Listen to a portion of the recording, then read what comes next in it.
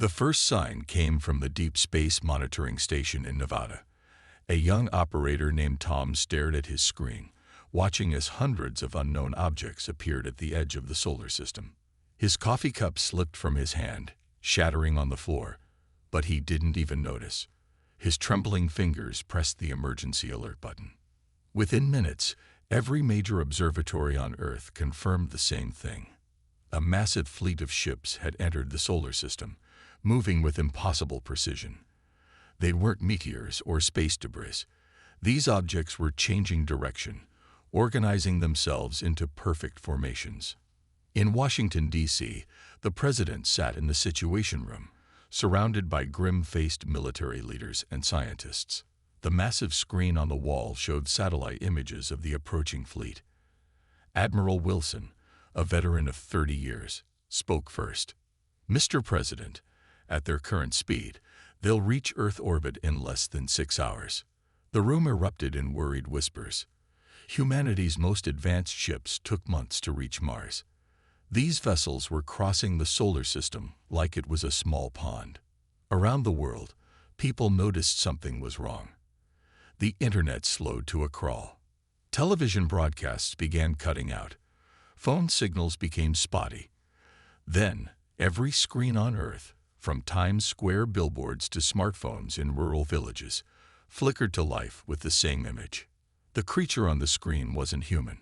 Its skin was pale and smooth, almost like polished marble. Its eyes were too large, its neck too long. When it spoke, its mouth moved in perfect sync with flawless English. "People of Earth, we are the Dominion. We have come to offer you integration into the greatest empire the galaxy has ever known. Your technology is primitive.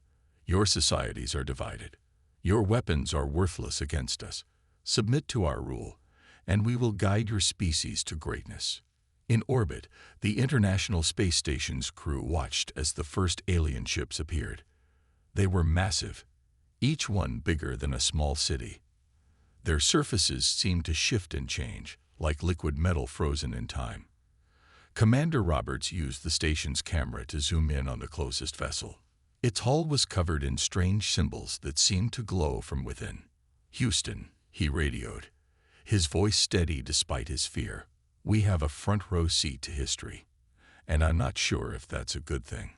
Back on Earth, chaos erupted. Stock markets worldwide crashed within minutes. People rushed to stores, buying everything they could. Others fled cities, creating massive traffic jams. In New York, London, Tokyo, and every major city, people stood in streets looking up at the sky, watching as more ships appeared like new stars in the daylight. Military bases around the world went into full alert. Pilots scrambled to their fighters, only to be ordered to stand down. Nobody wanted to risk provoking the aliens. In the ocean, submarines silently dove deeper, following protocols designed for nuclear war. The Dominion's message repeated every hour, in every language. Their ships remained in high orbit, a constant reminder of their presence. Small scout vessels began descending into the atmosphere, their sleek forms visible even in daylight as they mapped Earth's surface. In the Nevada desert, Tom finally noticed his broken coffee cup. He bent down to clean it up, his hands still shaking. Through the window of his monitoring station, he could see military vehicles rushing past, heading toward the nearby base. A scout ship flew overhead, its passage completely silent. "I always wondered if we were alone in the universe," he muttered to himself, picking up the broken pieces. "I guess now we know. And I'm starting to think we were better off not knowing." As the first day of contact drew to a close, humanity faced a truth it had never had to confront before. They were no longer the most powerful species on Earth. The question now was, what were they going to do about it? 3 days after first contact, the Dominion began their assessment of Earth's military capabilities. Their scout ships moved with perfect precision, appearing over military bases worldwide without warning. Soldiers watched helplessly as the alien vessels scanned their weapons, vehicles, and facilities.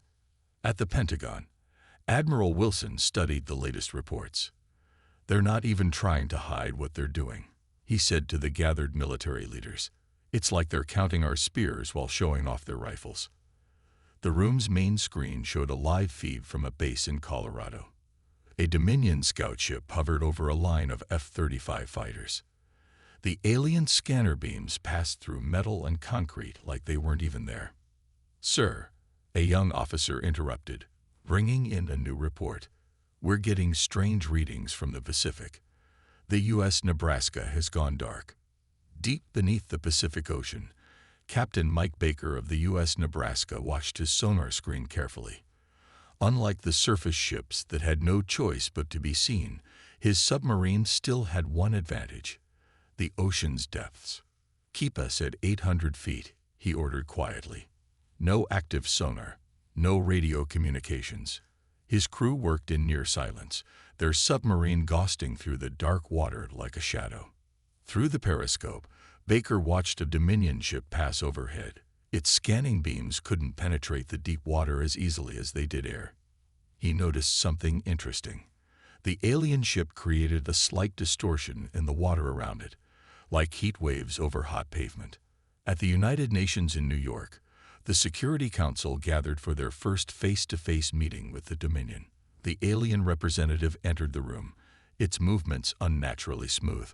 Two human guards stood nearby, their hands shaking slightly as they gripped their useless weapons. The alien spoke, its voice carrying an odd musical quality. "We have assessed 47 civilizations before yours. All chose to join our empire willingly. All now prosper under our guidance." It gestured, and a hologram appeared in the center of the room, showing beautiful alien cities on distant worlds. "These were primitive worlds, like yours," it continued. "Now they are paradises. Their people are happy. Their children are safe. Their futures are secure." An older diplomat from India leaned forward. "And if we choose not to join your empire?" The alien's large eyes blinked slowly. "Why would you choose poverty over wealth? War over peace? Death over life? We offer you everything. We ask only for your submission." 1 week after their arrival, the Dominion made their final move. Their message played on every device across the planet, the alien ambassador's voice cutting through all other signals. "People of Earth, you have been evaluated. You have 72 hours to submit to Dominion rule. After that, we will demonstrate why resistance is pointless." In the White House bunker, global leaders met through secure channels that the resistance hackers had created. The President of the United States looked tired, his tie loose around his neck. "France and Germany want to surrender," he said, rubbing his eyes. "China is on the fence. Russia says they'll fight even if they have to do it alone." Admiral Wilson stood at the back of the room, watching the discussion. His tablet showed a message from Captain Baker's submarine. "PHTER in found in alien ship movements. Request PERMISSION to send data." The Admiral typed back quickly. "Granted. Use code blue." Above them, through layers of concrete and steel, a Dominion ship passed over Washington, D.C. Its shadow fell across the city like an eclipse. Similar scenes played out in capitals worldwide, a reminder of what humanity faced. In an underground lab beneath London's streets, Dr. Anna White stared at her computer screen. She hadn't slept in 30 hours, but she couldn't stop now. The data from the resistance network was showing something incredible. "The Dominion ships," she muttered, "they're not invincible. They're not even fully solid." Her colleague, Dr. Reed, looked up from his own work. "What do you mean?" "Their hulls, they're some kind of energy field. Like a soap bubble, but made of force instead of water. And every bubble has a breaking point." In the Pacific, Captain Baker's submarine lay silent in the deep. His crew had been tracking Dominion ship movements for days, feeding data to analysts worldwide. Now they watched as 3 alien vessels moved in a familiar pattern above them. "There it is again," Baker said softly. "Every 6 hours, they realign their formation. And when they do," he pointed to the sonar display, where the alien ship's energy fields showed a momentary weakness. The resistance network grew stronger every hour. Teenagers in Brazil found ways to hide messages in social media posts. Engineers in Japan discovered they could use old radio equipment to detect Dominion ship movements. A group of gamers in Canada realized they could use their virtual worlds to plan strategy without the aliens noticing. Back in Washington, Admiral Wilson received another message, this time from Dr. White in London. Found in alien shields. Need 48 HOURs, to CONFIRM. The Admiral looked at his watch. 48 hours. They had 72 until the deadline. It would be close. In orbit, the International Space Station continued its silent watch. Commander Roberts used special cameras to photograph the Dominion fleet, noting how the ship's positions changed throughout the day. Each image went to resistance analysts through secret channels. They think we're beaten. Roberts radioed to ground control, using a new code the resistance had developed. They think we're just going through the motions of debate before we give up. They don't know humans very well, do they? As the ultimatum's clock ticked down, humanity prepared in secret. The Dominion ships loomed overhead, their crews confident in their superior technology and overwhelming force. They had no idea that beneath them, in submarines and bunkers, in hidden labs and secret meetings, humanity was getting ready to show them something they'd never seen in 47 conquests. A species that refused to kneel. Dr. Anna White hadn't left her underground lab in 3 days. Empty coffee cups littered her desk, but she didn't care. What she saw on her screen was too important. Look at this, she said, pointing to a simulation of the Dominion shield technology. Their force fields operate on a frequency we can detect. And if we can detect it, we can disrupt it. Dr. Reed finished, his eyes widening. He reached for his tablet to send an encoded message to Admiral Wilson. In the Pacific Ocean, Captain Baker's submarine had made an equally important discovery.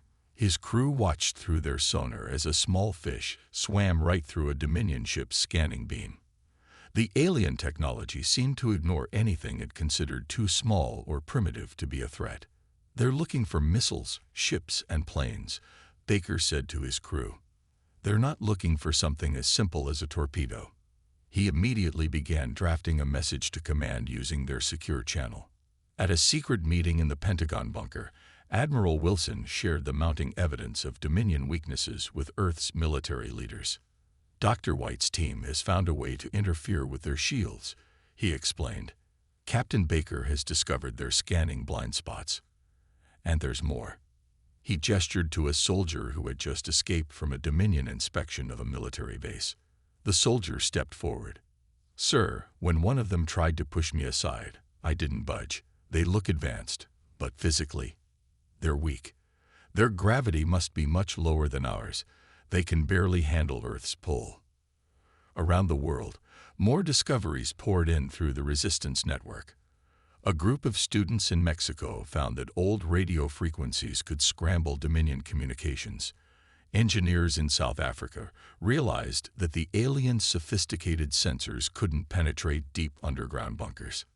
In orbit, Commander Roberts made perhaps the most crucial observation yet. Using the space station's instruments, he noticed that the Dominion ships had to maintain strict formation to keep their energy field stable. It's like a house of cards, he reported back to Earth. Move one ship out of position, and the whole fleet's defenses might weaken. Dr. White's team worked around the clock to develop a device that could exploit the shield frequency weakness. They built it from simple parts, old radio equipment, modified cell phones, and spare computer parts. Nothing the Dominion would consider advanced enough to be suspicious. Sometimes the best weapons aren't the most sophisticated ones, she said, holding up the prototype. Sometimes they're the ones the enemy doesn't expect. At a hidden air base in the desert, pilots practiced flying without any electronic guidance systems. They used paper maps and manual controls, old technology that the Dominion scanners ignored as harmless. They think we're helpless without our computers, one pilot said during a briefing. Let's show them how humans flew before we had all these fancy toys. Captain Baker's submarine crew drilled constantly, practicing their approach using only passive sonar. They learned to move through the water like ghosts, using the ocean's natural currents to mask their presence. In the White House bunker, the president received a complete briefing on all these discoveries. For the first time in days, he smiled. "They chose Earth because they thought we were weak," he said. "They studied our weapons, our vehicles, our technology. But they never studied our history. They never learned what humans do when backed into a corner." The clock on the wall showed 36 hours until the Dominion's deadline. Above, their ships still hung in the sky like artificial stars, waiting for humanity's surrender. They were about to learn that sometimes the deadliest predator is the one that looks harmless until it strikes. 24 hours before the Dominion's deadline, Admiral Wilson stood in the Global Command Center, deep beneath the Rocky Mountains. Screens covered the walls, showing military forces hidden around the world. Every person in the room knew they were about to attempt something unprecedented. "Dr. White's shield disruptors have been distributed to key locations," he announced to the assembled leaders. "Captain Baker's submarine fleet is in position. The resistance networks are ready. Now, we coordinate." The plan was dangerous but simple. They would use the Dominion's arrogance against them. In London's underground lab, Dr. White made final adjustments to the main shield disruptor. The device looked like a pile of old electronics held together with duct tape and hope. That was intentional. The more primitive it appeared, the less likely the Dominion would recognize it as a threat. "Remember," she told her team, "we only get one chance at this. When their shields go down, they'll adapt quickly. Every strike has to count." Beneath the Pacific Ocean, Captain Baker's submarine network had grown. 5 other boats had joined him, all running silent, all waiting in the blind spots they'd discovered in Dominion scanning. Their old-fashioned torpedoes were ready. Simple weapons the aliens had dismissed as primitive. Like using a stone to kill a lion, Baker told his crew. Sometimes the old ways work best. In orbit, Commander Roberts made his final preparations aboard the International Space Station. The Dominion had ignored the station, considering it too primitive to be a threat. They didn't realize it was now a perfect observation post, tracking every subtle shift in their fleet's formation. "Their ships will realign in 6 hours," he radioed to Earth using a coded frequency. "That's our window." Around the world, resistance cells moved into position. In Japan, a group of technicians prepared to launch a coordinated attack on Dominion communications. In Brazil, guerrilla forces stood ready near key alien patrol routes. In Egypt, a team of archaeologists turned fighters waited in ancient tombs the alien scanners couldn't penetrate. The president addressed the key leaders one final time through secure channels. "What we're about to do has never been done before. 47 civilizations submitted to the Dominion. We will show them why Earth is different." Dr. White's team distributed the last of their shield disruptors. They looked like broken radio parts, scattered carelessly around cities worldwide. The Dominion ships passed over them without a second glance. In the Pentagon bunker, Admiral Wilson received the final confirmation signals. Ground forces were hidden in mountain caves and forest camps. Air forces waited in underground hangars, their pilots ready to fly without electronic guidance. Naval forces had scattered to the deepest parts of the oceans. "The Dominion thinks they're waiting for our surrender," he said to his staff. "They're actually watching us get into position for a global counterattack." Captain Baker's submarine crew ran their final checks.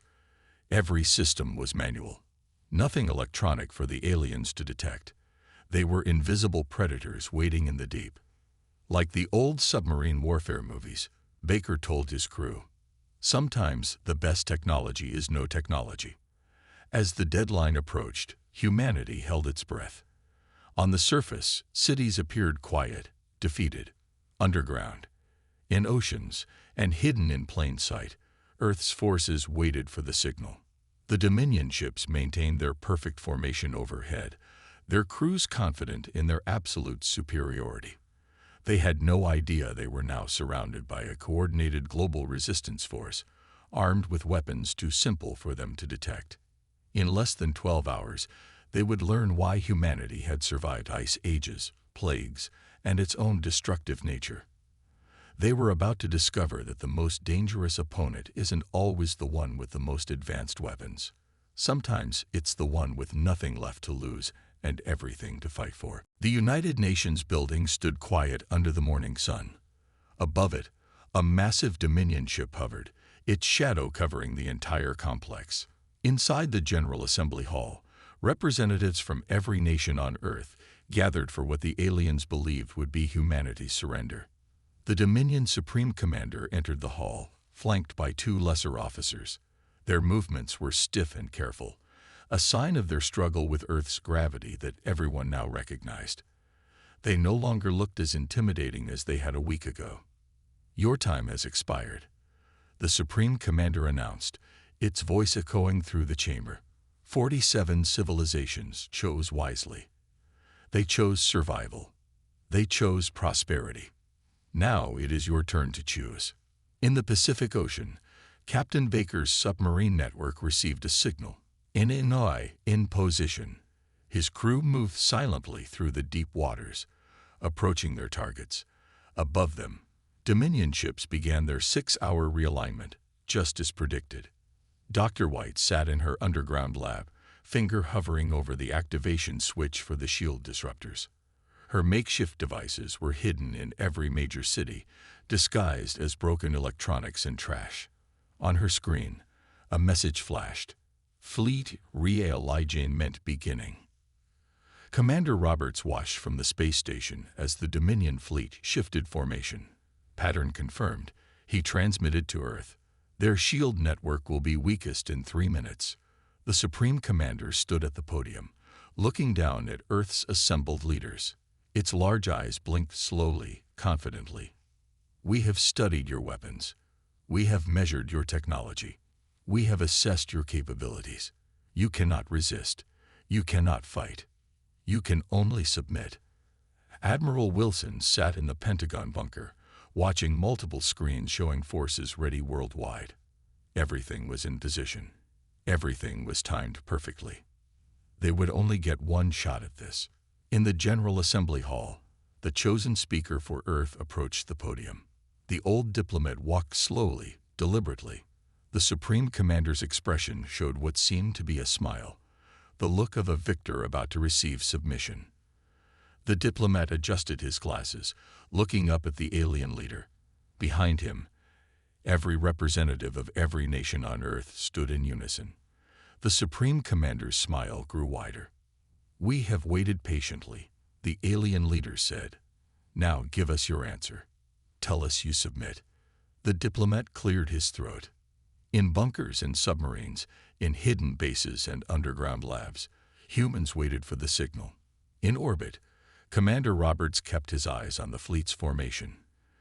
In the Pacific, Captain Baker's crews had their fingers on launch controls. The diplomat spoke a single word, just one. But in that word was the history of human defiance, the story of every underdog who ever fought back, the voice of a species that had clawed its way up from caves to the stars. He said, "No." The Supreme Commander's smile vanished. "What?"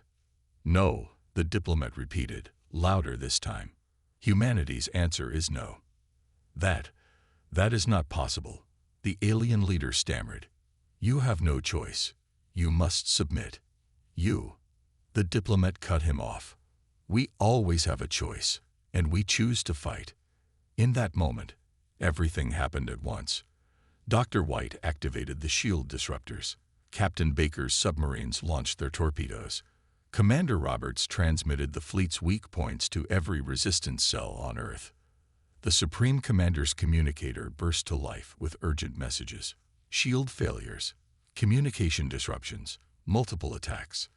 The alien leader stared at the diplomat in shock. But you're primitive. You're weak. The diplomat smiled. "We're human." And with that word, humanity's counterattack began. Chaos erupted in the UN building as the Dominion Supreme Commander's guards reached for their weapons. But in Earth's gravity, they moved too slowly. Human security teams, who had been practicing in secret, easily overpowered them. Impossible, the Supreme Commander shouted. Your weapons are primitive. Your technology is. A loud explosion cut him off. Through the windows, everyone could see the massive Dominion ship above New York, struggling as its shields flickered and failed. Dr. White's disruptors, built from simple Earth technology, had worked perfectly. In the Pacific, Captain Baker's submarines struck first. Their primitive torpedoes, ignored by Dominion scanners, slammed into the alien ship's now vulnerable hulls. The underwater explosions sent shockwaves through the ocean. All units, confirm hits, Baker ordered through their secure channel. One by one, his submarine network reported successful strikes. The aliens had never considered that a weapon as simple as a torpedo could harm their mighty ships. Commander Roberts watched from the space station as the Dominion fleet's perfect formation crumbled. Without their synchronized shield network, their supposedly invincible ships became vulnerable to Earth's combined military forces. Their formation is broken, he radioed to Earth. All resistance cells, execute your attacks now. Around the world, humanity struck back. In Japan, technicians used modified radio equipment to jam Dominion communications. In Brazil, guerrilla forces emerged from the rainforest to attack grounded alien scout ships. In Egypt, fighters burst from ancient tombs to ambush Dominion ground forces struggling with Earth's gravity. Dr. White's team activated more shield disruptors. The devices, looking like piles of junk, sent carefully tuned frequencies that shattered the aliens' energy shields. Dominion ships began falling from the sky, their crews panicking as their superior technology failed them. How? The Supreme Commander demanded, watching his fleet fall into chaos. How can you resist? 47 worlds submitted. The old diplomat smiled. That was your mistake. You expected us to be like them. You studied our weapons but not our spirit. You measured our technology, but not our determination. You counted our missiles but not our courage. Admiral Wilson coordinated the global counterattack from his bunker. On his screens, he watched as humanity's hidden forces emerged everywhere. Pilots in old-style jets, flying without computer guidance, attacked the confused alien ships. Ground forces used simple projectile weapons that the Dominion had dismissed as harmless. In orbit, the remaining alien ships tried to regroup, but it was too late. Their formation was broken, their shields were down, and their confidence was shattered. For the first time in their history of conquest, the Dominion faced something they didn't understand. A species that refused to submit. Captain Baker's submarine surfaced near a sinking alien ship. Through his periscope, he watched Dominion crew members abandoning their vessel, struggling in Earth's ocean and atmosphere. Send rescue teams, he ordered. Let's show them how humans treat defeated enemies.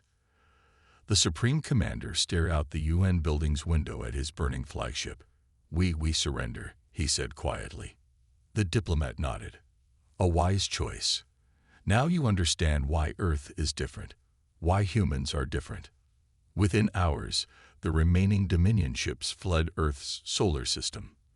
They left behind their damaged vessels, their injured crews, and their shattered belief in their own invincibility. In London's underground lab, Dr. White watched the aliens retreat on her monitors. They'll be back, she said to her team. But next time, they'll know better than to underestimate us. Admiral Wilson's final report summed up humanity's victory in simple terms. The Dominion failed because they made a basic mistake. They thought advanced technology meant advanced thinking. They forgot that the most dangerous weapon isn't the most complex one. It's the one wielded by someone who refuses to give up. Earth had become the 48th world the Dominion encountered, but the first to say no, the first to fight back, the first to win.